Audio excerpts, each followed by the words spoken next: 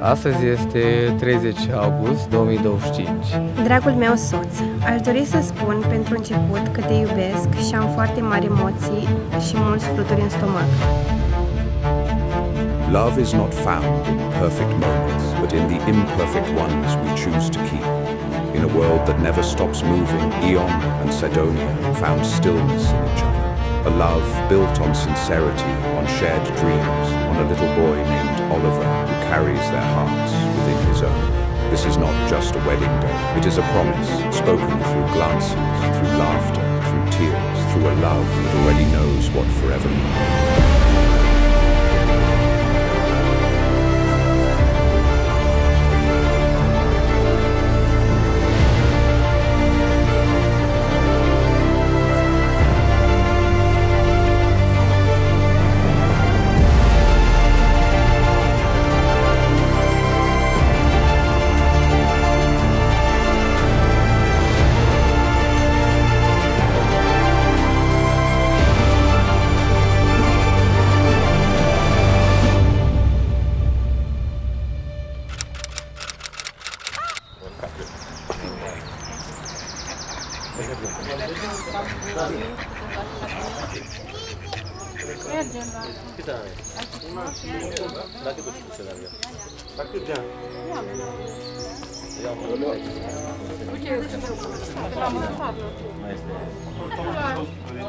Și așa nu-mi place.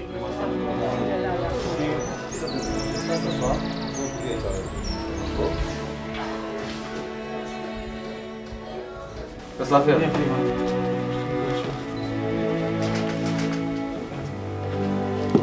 Astăzi, 30/8/2025, va rămâne pentru totdeauna în inimile noastre. Astăzi nu-ți promit o viață fără griji, dar îți promit că vei avea mereu pe cineva cu care să le înfrunți. Azi vom construi împreună nu perfecțiunea, ci o viață sinceră, reală și frumoasă.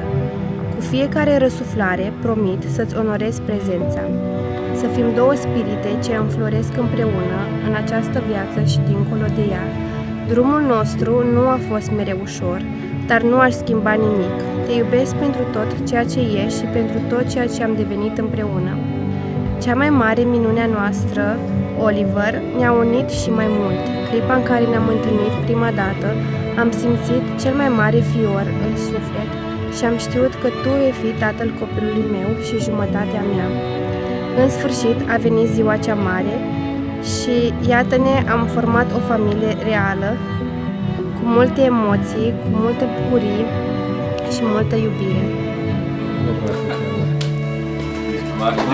Casă de piatră, sănătate, fericire, familie din populaș, copilași cât mai mulți. Da, la revedere, prieteni! Astăzi este 30 august 2025.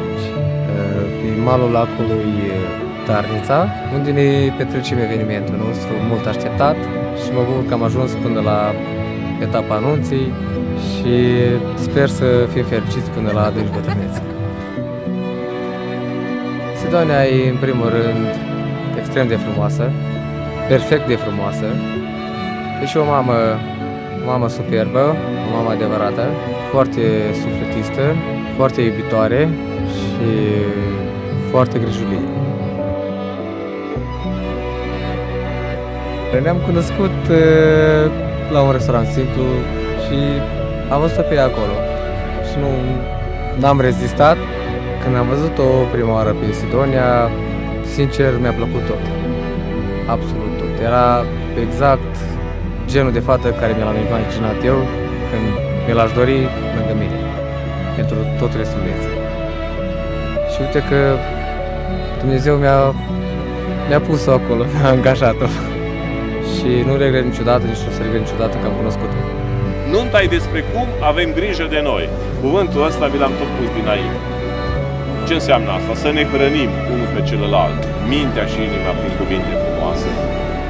Așadar, veniți aici, vă invit ca să dăm un înțeles frumoasei povești la care ne cheamă Dumnezeu prin Ion și Sidonia, să vedeți frumosul în ei. Se logodește roaba lui Dumnezeu Sidonia cu cu robul lui Dumnezeu Ion, în numele Tatălui, al Fiului și al Duhului Sfânt.